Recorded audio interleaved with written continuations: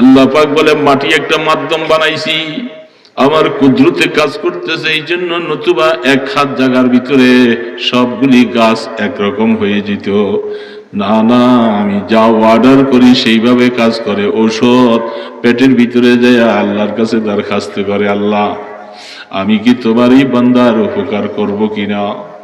আল্লাহ যদি অর্ডার করে ওষুধে কাজ করবেন, ওষুধ কাজ করবে না। হাদিস শরীফে আল্লাহ রাসূল বলেছেন 99টা রোগের ঔষধ, 99 আলাম কানজুম মিন কুনুজিল জান্নাহ। আল্লাহ রাসূল বলেছেন জান্নাতের খাজানা সমূহের মধ্যে একটা খাজানা আল্লাহ পাক আমার উম্মতকে দুনিয়াতে দিছে, সেটা হইল লা হাওলা ওয়ালা কুওয়াতা ইল্লা বিল্লাহ। যত পেরেশানি যত কিছু বলে 99টার মধ্যে সর্বছোট রোগ হইল চিন্তা। এই চিন্তা রোগ থাকবে না যদি কেউ এটা আমল করে। এই জন্য যার যত কিছু প্রয়োজন মাওলার কাছে এটা পয়দা পয়দা আমল করবেন, ইনশাআল্লাহ ফায়দা পাবেন। যত সমস্যা ওষুধটা ছোট্টভাবে বলে দিলাম, অনেক বড় বড় দোয়া অনেকে মুখস্থ পারে না।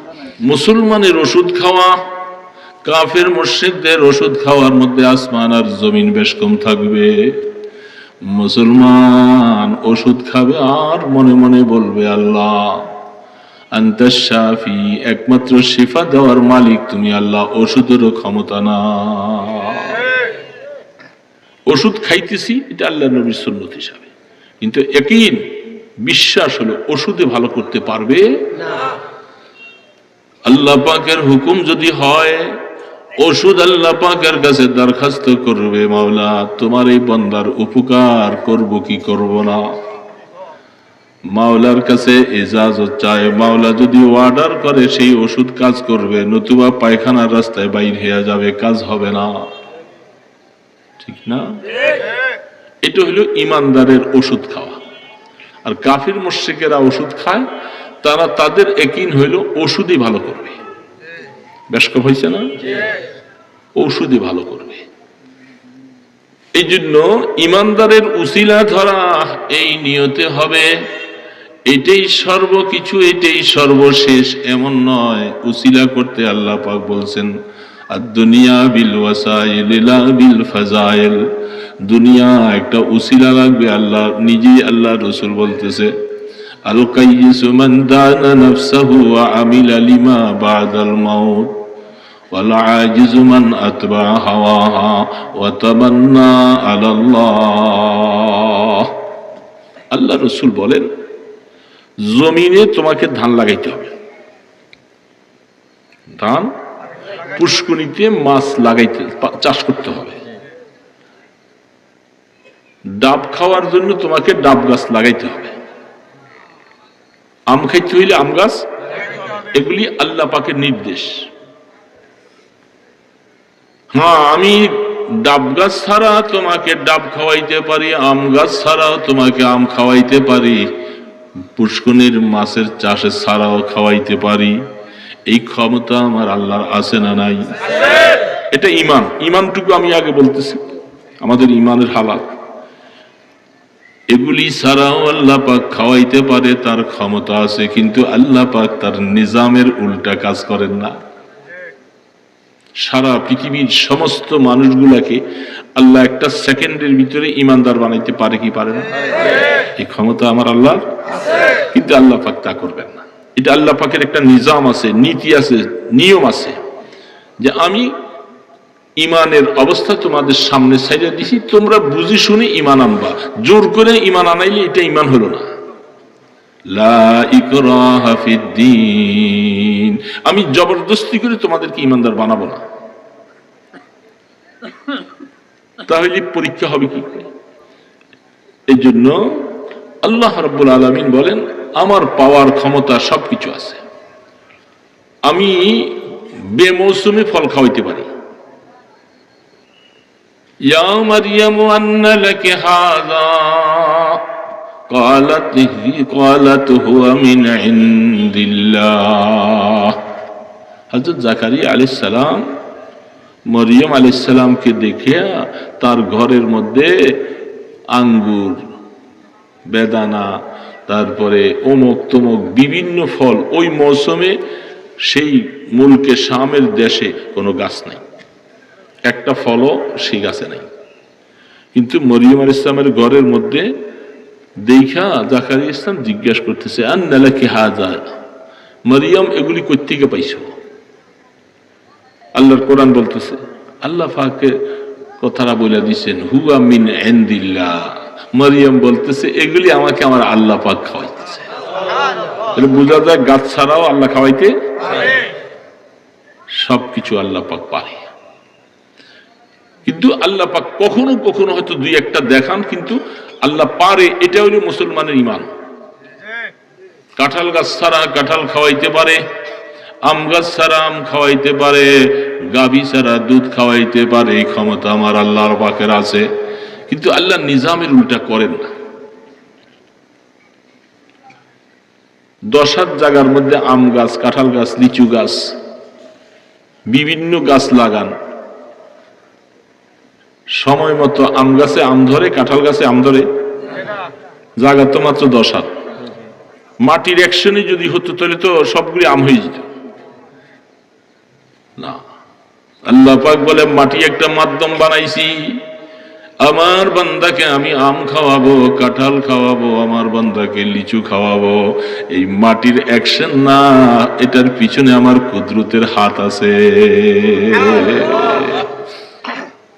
আমার কুদরতে কাজ করতেছে, এই জন্য নতুবা 1 হাত জায়গার ভিতরে সবগুলি গাছ একরকম হয়ে যেত। না না, আমি যা অর্ডার করি সেইভাবে কাজ করে। ঔষধ পেটের ভিতরে যায় আল্লাহর কাছে দরখাস্ত করে, আল্লাহ আমি কি তোমারই বান্দার উপকার করব কিনা? আল্লাহ যদি অর্ডার করে ওষুধে কাজ করবে, ওষুধ কাজ করবে না।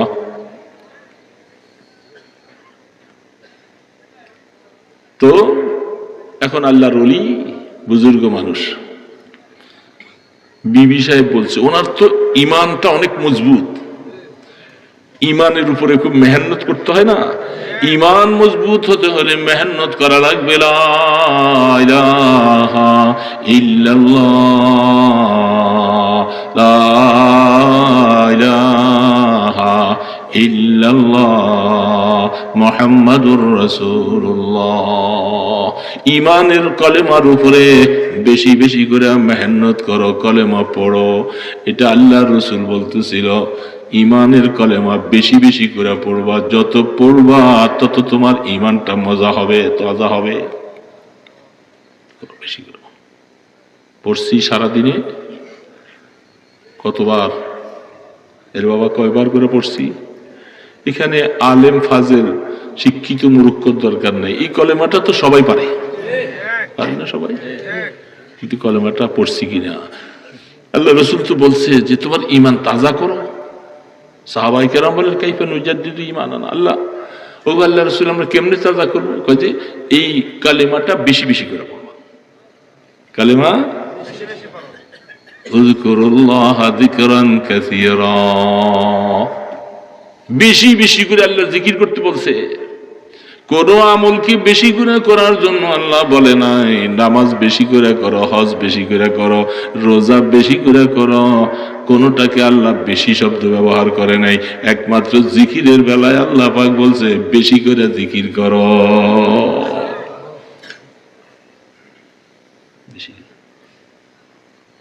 বেশি তো দূরের কথা, আমরা কমও করি না। ইমানের কলেমা না, তো জিকির করি না কেন? সময় পান না? না, কেউ সময় পাওয়া যায় না।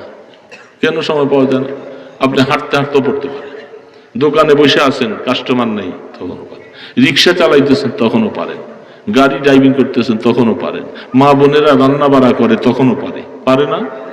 আসলে ইচ্ছা করলে হয় কি রে বাবা, ঠিক না?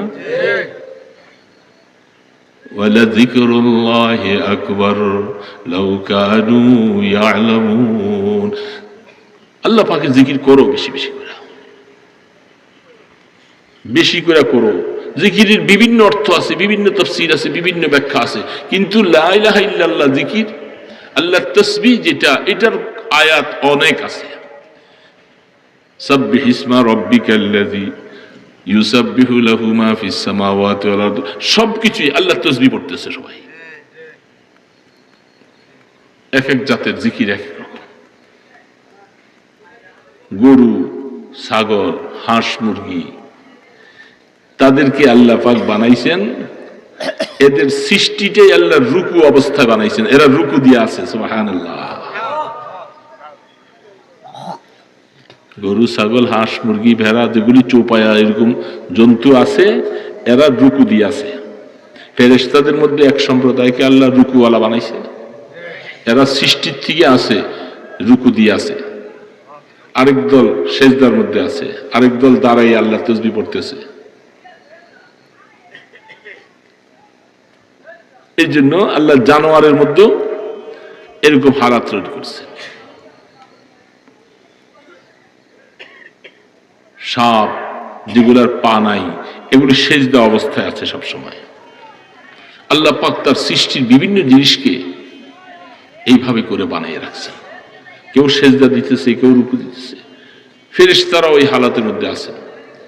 মানুষকে আল্লাহ পাক বলছেন, হ্যাঁ তোমার ব্যাপারে আমি তোমাকে এখতিয়ার দিছি, তুমি ইচ্ছা করে সেজদা না দিলে আমি জোর করে তোমাকে সেজদা দেওয়াবো না।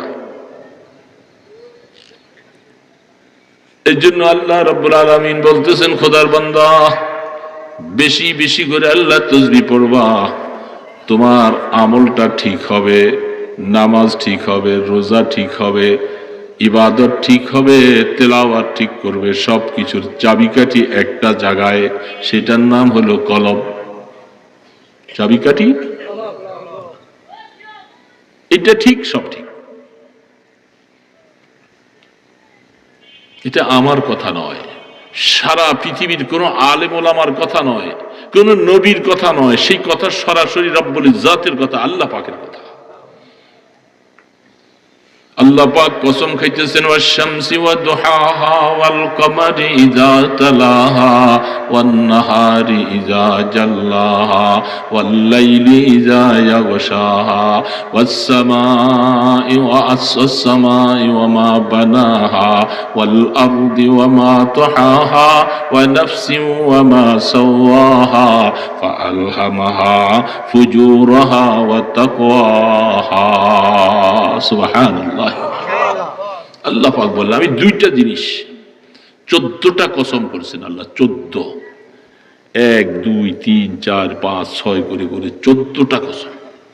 দরকার ছিল না আল্লাহ পাকের, এত কসম করার দরকার ছিল না। আল্লাহ পাকের কথা তো এমনি মানুষের দিনের মধ্যে বিশ্বাস করাবার জন্য, এতেমাদ লাগাবার জন্য, বুঝাইবার জন্য আল্লাহ 14টা কসম খাইয়া বলতেছে, ফাআলহামাহা ফুজুরাহা ওয়া তাকওয়াহা। এ মানুষ, তোমাকে বানাইয়া আমি তোমার মধ্যে দুইটা যোগ্যতা দিয়েছি। একটা হলো গুনাহ করার মাত্রাও তোমার মধ্যে আছে, নেক করার সুযোগও তোমার মধ্যে আছে। দুইটা শক্তি দিয়া আমি তোমাকে বানাইছি। কাদা আফলাহা মান যাক্কাহা ওয়া কাদ খাবা মান দাসাহা। এই দুইটা ক্ষমতা দিয়া পাঠাইছি। এখন যে এটাকে পাক করলা সে সফলতা অর্জন করলা, যে এটাকে ধ্বংস করে দিলে সে বরবাদ হয়ে গেল। এটা কলম প্রত্যেকটা মানুষের আছে, আছে না রে বাবা? আছে। এটাকে পাক করতে হয়। এই জন্য আল্লাহ পাক বলছেন, এটাকে পাক করো। এই সময় খুব কাছাকাছি চলে আসছে। হ্যাঁ, এই অবস্থায় দোয়া হবে একটু পরে। যদি এটা পাক করতে পারি, বাস বেড়া পার। এনে আলেম, ফাজেল, মুহাদ্দিস, মুফতি, বক্তা, তক্তা এত কিছু নেই। সবার জন্য এটা, সবার জন্য এটা আত্মা কলব পাক করতে হবে। আমি মুহাদ্দিসগিরি করতেছি আর আমি কলব পাক করলাম না, আমার কলবের মধ্যে সমস্ত রোগগুলি ধরে রয়েছি, আমার মুহাদ্দিসের 2 পয়সা দাম নেই, 2 পয়সা দাম নেই। আল্লাহ পাক বলে, তোর মতো কত মুহাদ্দিস আমি জাহান্নামে ফালাই দিব,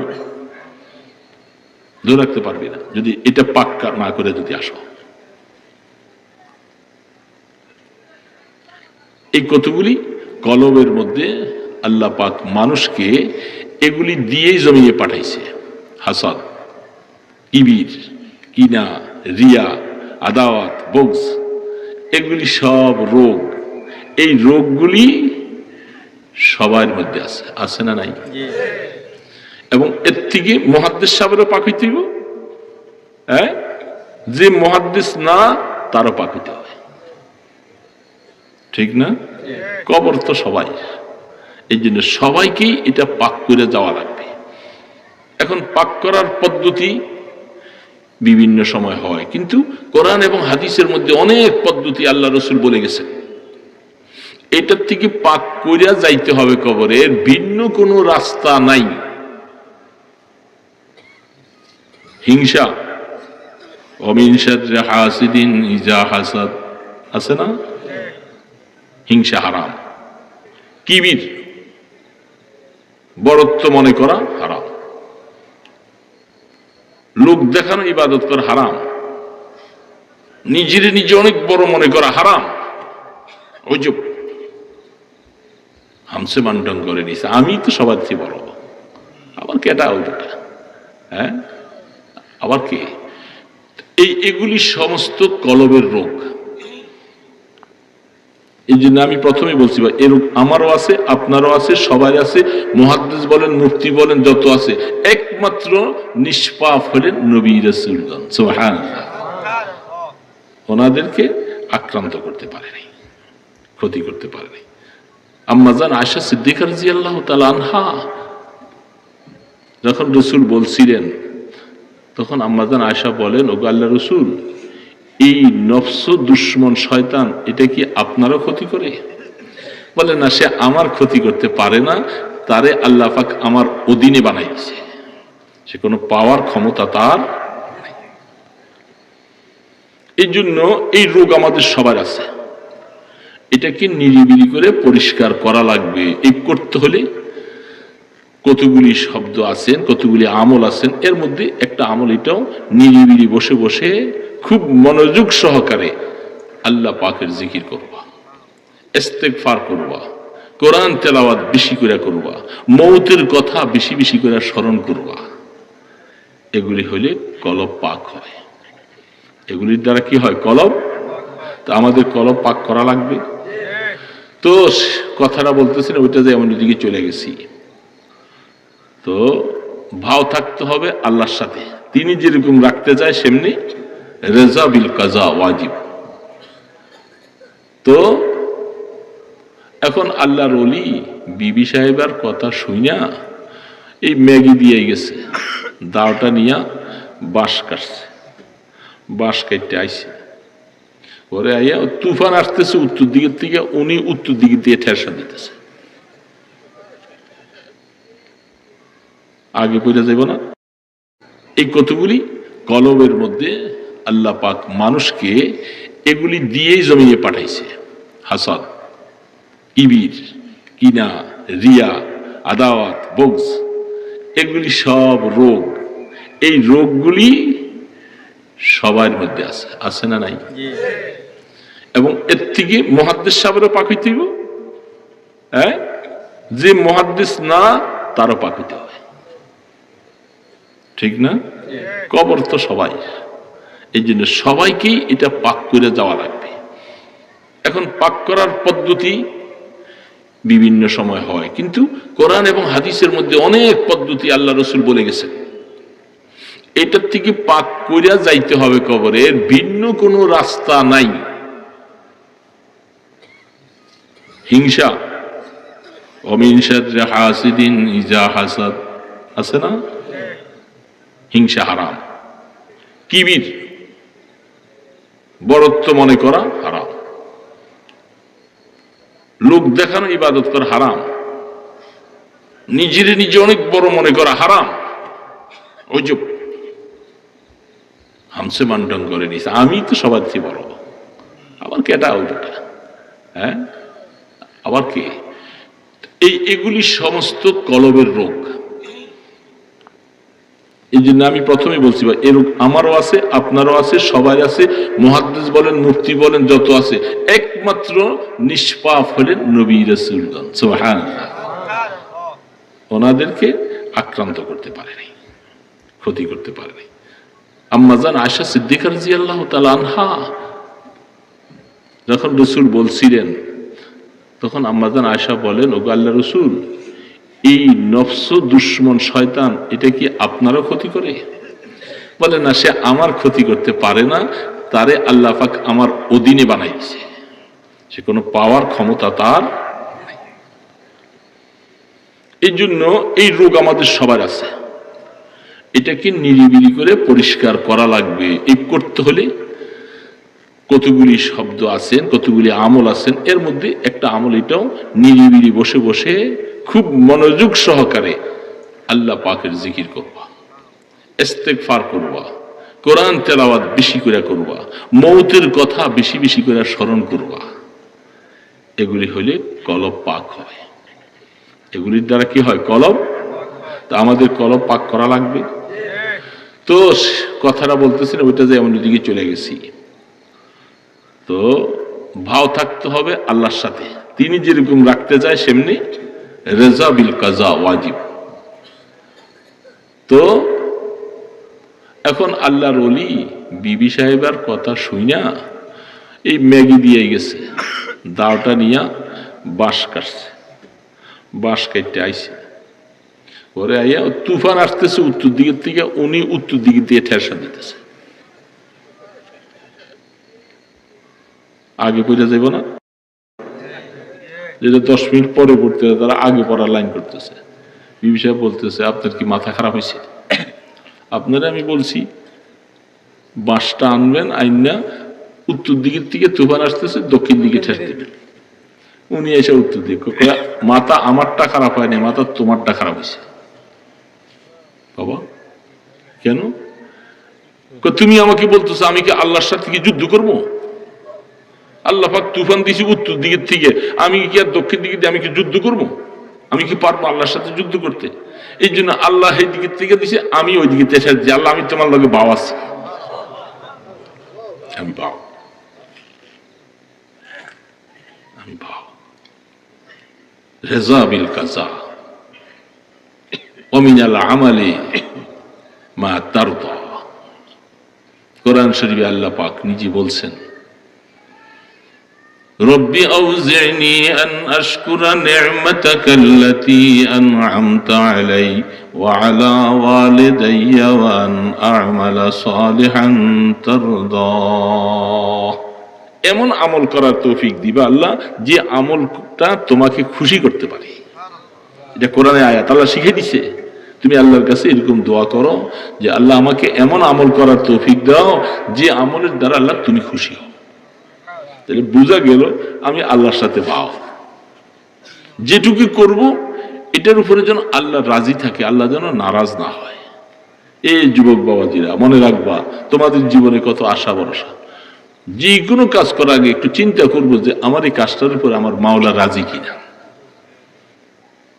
না বুঝলে একজন বুঝনেওয়ালা জিজ্ঞাসা করবো, মাওলা রাজি, বাস এই কাজ করতে থাকো। এতে কেউ বাহবা বলুক আর না বলুক কিছু আসে যায় না, বাস আল্লাহ রাজি, সব শেষ। এই জন্য আল্লাহকে নারাজ করলে অসুবিধা হবে, বিভিন্ন অসুবিধা হবে, বিভিন্ন সমস্যা হবে। এর জন্য বেশি বেশি করে গুনাহ থেকে তওবা করবো না বাবা? আল্লাহ কোরআনে বলছেন, ইস্তাগফিরু রাব্বাকুম ইন্নাহু কানা গফফারা ফাস্তাগফিরু লিযুনুবিহিম। গুনাহ থেকে মাপ চাও, গুনাহ মাপ চাও, গুনাহ মাপ চাও। এটা সবার জন্য বাবা পুঁজি দরকার, গুনাহ মাপ চাইতে হবে। গুনাহ মাপ চাইয়া কবরে যাওয়া লাগবে, এটা আমাদের দায়িত্ব। আলেম বলেন, ফাজেল বলেন, মুহাদ্দিস বলেন, মুফতি বলেন, বক্তা বলেন, যত মানুষই হোক, গুনাহ মাফ করাই না গেলে উপায় নাই। উপায় নাই রে বাবা, উপায় নাই। সেখানে হালাত খুব খারাপ, সেখানে কেউ নাই। এখন তো এখানে কত মানুষ, একজনের পেট ব্যথা হলে 3 জন দৌড়াইবে, গাড়ি আনো, ডাক্তার আনো। কবরে নেওয়ার পরে যদি পিটাইবা শুরু করে, কবরের মধ্যে যদি আগুন জ্বালাইয়া দেয়, সাপ বিচ্ছু যদি ছাইরা দেয়, সেখানে আপনি যে আমি চিৎকার করব, কে শুনবে? কেউ শুনবে? কেউ শুনবে। এই জন্য আল্লাহ রসুল বলেন, কবর হয়তো জান্নাতের টুকরা হবে, নতুবা জাহান্নামের গর্ত হবে। আও হুফরাতুম মিন হুফারিন নার। এই জন্য বাবা, এই বুড়া বুড়া বাবাজিরা আপনাদেরকে বলছি, কবরে তো চলেই যেতেছি, কখন ডাক আসবে যাব। এই বাকি যে কয়দিন হায়াতটা আছে, এই কয়টা দিন একটু রাত্রিবেলা উঠেন, শেষ রাত্রে একটু, রাত্রে শেষ ভাগে একটু উঠেন, ঘুমটা একটু কমান যায় না? দিনের বেলা একটু ঘুমাইয়েন, অসুবিধা নাই, একটু শেষ রাত্রে উঠো বাবা। এ বাবাজিরা, বুড়া বুড়া বাবারা, গাফলতি একটু ছাইড়া দেই। এই যে শীতের দিন, শীত পড়া শুরু হয়েছে, একে তো হইল গরমের দিনে রাত ছোট, শীত নেই, আর এখন শীত আছে, রাত বড়, এখন দুই দিকে জ্বালা, শীতের কারণে উঠতে পারে না, মনে কর সাহস পায় না। ওই সময় যদি কষ্ট করে একটু জেহাদ করে একটু উঠা যদি অজু টজু কইরা জামা কাপড় গায়ে দিয়া একটু নামাজের মধ্যে নিয়ত পাওয়া যাবে, মাওলা মাফ করে দিবে। মাওলা আশ্বাস দিছে, তুই রাত্রে গভীরে উঠা যখন আমার কাছে মাপ চাইবি, আমি মাফ করে দিব। আমার আল্লাহ বলছে, আমি বলি না। ওয়াবিল আসহারি হুম ইস্তাগফিরুন তাতাজাফা জুনুবুহুম আনিল মাদাজি ইয়াদউনা রাব্বাহুম খাওফান ওয়া তামআ। আমার কতগুলি বান্দারা আছে, আরামের বিছনাটাকে সরাইয়া ওরা আস্তে আস্তে উঠা আমার সামনে নামাজে দাঁড়িয়ে যায়। আল্লাহ পাক বলে, আমি ওদেরকে মহব্বত করি, ওদেরকে মাফ করে দিব আমি। এই জন্য বাবাজিরা, বুড়া বুড়া বাবারা, আমাকে গুনাহগুলি মাফ করে যাইতে হয়। জুয়ানরা হয়তো মনে করবে এগোরে আল্লাহ হয়তো আরো লম্বা হায়াত দিবে, ওরা করতে পারবে, কিন্তু অনেক জুয়ানও মজা যায় না বাবা। এই জন্য বাবা, তোমাদের সকলের পায়ে ধরি, জুয়ান বাবাজিরা, নামাজটা ছাইড়ো না বাবা, নামাজটা পড়ো, 5 ওয়াক্ত নামাজ পড়ো। জীবনে কত কিছু, কত আশা, তুমি নামাজ পড়ো, আল্লাহ তোমার সবকিছুর জিম্মাদার নিবে। তোমার কি অসুবিধা আল্লাহ শুনবেন। এই জন্য নামাজ পড়ে পড়ে মাওলার থেকে চাইয়া লও, চেষ্টা করবো তো ইনশাল্লাহ বাবা। আর তওবা সবাই করব, নিরিবিলি বসে বসে আল্লাহর কাছে তওবা করবো, আল্লাহ মাফ করে দাও, আল্লাহ মাফ করে দাও, আল্লাহ মাফ করে দাও। মাফ না করলে আমি যাবো কই? এই জন্য মাওলার কাছে বিনাই বিনাইয়া চোখের পানি ছিঁড়ে ছিঁড়ে কাঁদতে হবে বাবা, চোখের পানি ছিঁড়ে কাঁদো। তোমার কি দরকার, কি অসুবিধা, সব কিছু মাওলার কাছে বলো, মাওলা শুনবে ইনশাল্লাহ। তো আসেন, দোয়া হোক। কষ্ট করে বসে আছেন আপনারা, আরো আগে শেষ হয়ে যেত। আমাদের কিছু আমল আমি নিজে করি, কিছু দোয়া, কিছু আমল, মুনাজাতে মাকবুল, হিজবুল বাহার, দুরূদ শরীফ, মঞ্জিল, এই আমলগুলি আমাদের মুরব্বীরা করতেন সবসময়। থানবী রহমতুল্লাহ আলাই, জাকারিয়া রহমতুল্লাহ আলাই, শাহ আবুল হাসান শাহজালি রহমতুল্লাহ আলাই। এই জন্য আমলগুলি বিভিন্ন জায়গায় আছে, এক জায়গায় একটা কিতাবের মধ্যে এগুলি আমি বলাইয়া লেখাইছি, এবং অনেকগুলি আমল সওয়াবের ফায়দার কথা, ছোট্ট।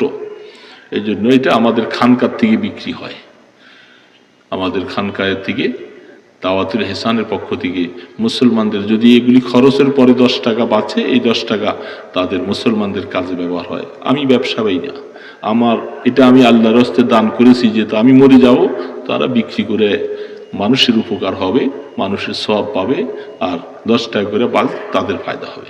মনে চাইলে এই 2টা কিতাব 100 টাকা, এটা খানকার জন্য, মনে চাইলে কেউ নিয়ে যাবেন দোয়ার পরে। অনেক অনেক গত বছর, 2-3 বছর অনেক জায়গায় অনেক পায় না, পরে বলছে এই যে এই বছর মাত্র ছাপাইছি। অনেক ফায়দাওয়ালা, যারা মনে চায়, বিশেষ করে যাদের তো আলেম ভাইদের তো এগুলি বেশি দরকার। মুনাজাতে মকবুল, থানবী রহমতুল্লাহ আলাইহি। এই জন্য বাবা, আমলের দ্বারা জিন্দিগি বনবে। প্রত্যেক দিন আপনি একটা মুনাজাত করে পড়েন। এতগুলি মুনাজাত জীবনে মুখস্থ করে কেউ পড়তে পারি না, কিন্তু আমাদের বড়রা বানাই দিয়া গেছেন। হিজবুল বাহার, যে কোনো পেরেশানি, যে কোনো সমস্যা মুসিবতে হিজবুল বাহারের আমল করেন। এগুলি বললে অনেক রাত, বলার সময় নাই।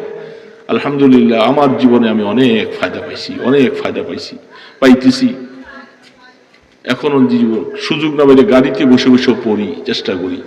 এই জন্য এগুলি আমলের জন্য একসাথে করে দেওয়া হয়েছে, উপকারের জন্য। বিভিন্ন জায়গায় বিভিন্ন ভাগ ভাগ করে আছে। তো আমরা এই ছোটখাটো ভাঙ্গা কয়েকটা কথা বলছি, আপনারা মাফ করে দিয়েন। আমি আসলে চলে যেতেছিলাম এই কথা বলে যে আমার কারণ স্বাস্থ্য দিতেছে না, এই যে এখন ওইটা আপনারা আলহামদুলিল্লাহ হয়তো বাসায় যে আরাম করে শুবেন, আল্লাহ আমাদেরকে কখন নিয়ে বাসায় পৌঁছাবে। তারপরে এইভাবে করে রাত তো প্রত্যেকটা দিন বাবা, একটা দিন তো না, এই আমার হায়াতটা তো এইভাবে শেষ হয়ে যাইতেছে, এই হায়াত তো বরফের মতো গলে যাইতেছে। এই জন্যই মাঝে মধ্যে হালাতে অবস্থার মধ্যে আছি।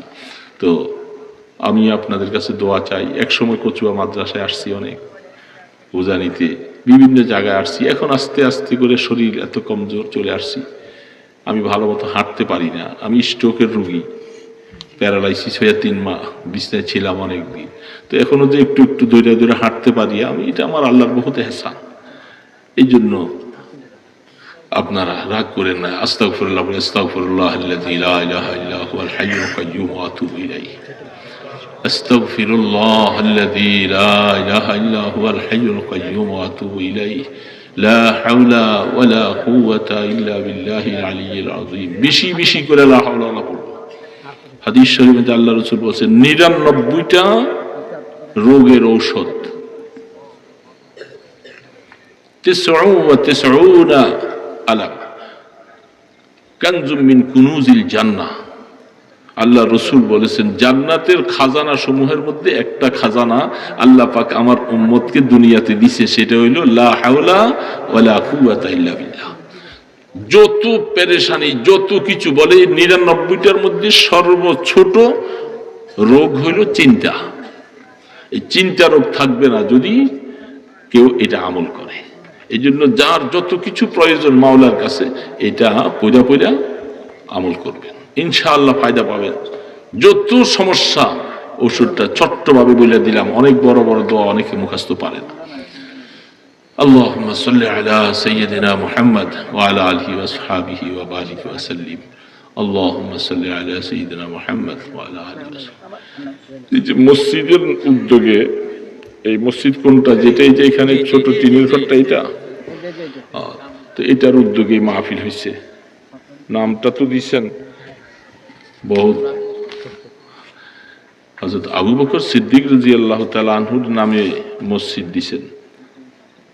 আল্লাহু আকবার, বহুত বড় মোবারক। আল্লাহ পাক বড় লোকের সাথে বড় মানুষের সাথে নিসবত লাগাইছেন। যদি দিলটাকে পুরা সই হয়, আল্লাহ পাক হযরত আবু বকর সিদ্দিক রাদিয়াল্লাহু তাআলা আনহুর নামের উসিলায় যেন আল্লাহ পুরা মসজিদকে যেন কবুল করে, আমিন। এবং এই মসজিদটা সুন্দর হবে, বড় হবে, একসময় অনেক কিছু হবে। এখানে মুসল্লিরাও যারা আসবে, আল্লাহ এই নিসবতে এই নামের উসিলায় যেন মুসল্লিদেরকে যেন আল্লাহ কবুল করেন, আমিন। এটা বহুত বড় ভাগ্যওয়ালা। তা আমরা আল্লাহর কাছে দোয়া করব মসজিদ যেন কবুল করেন। আলহামদুলিল্লাহি রাব্বিল আলামিন ওয়াসসালাতু ওয়াসসালামু আলা আশরাফিল আমবিয়া ওয়াল মুরসালিন। বহক আঁখোं জানে জাহানাস্ত ফিদায়ে রওজা আশহাফতে আসমানাস্ত। বহক সরওয়ার আলম মুহাম্মদ बहक बरतर आलम मोहम्मद बाको रहमतुल लिल आलमीन अस्त बदरगाहत शफीउल मुज़निबीन। रब्बुल आलमीन मेहरबान खुदा আল্লাহ, রাত্র গভীরে গুনার বোঝা নিয়া আমরা কতগুলি গুনাহগার বান্দা আপনার শাহী দরবারে হাত তুলেছি। আল্লাহ আল্লাহ, গুনাহ করে করে বরবাদ হয়ে গেছি।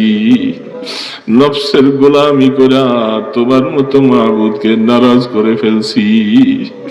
আমরা কবরের যাত্রী মাওলা, কবরের ডাক কখন যেন চলে আসবে। গুনাহ নিয়া কবরের ডাক দিও না ও মাওলা, রহমানুর রহিম, দয়ালু খোদা। আল্লাহ, আমাদের সাথে রাগ করলে তোমার কি লাভ হবে গো আল্লাহ? তোমার মতো মাওলাকে কত মানুষ ইবাদত করে খুশি করে দিয়েছে।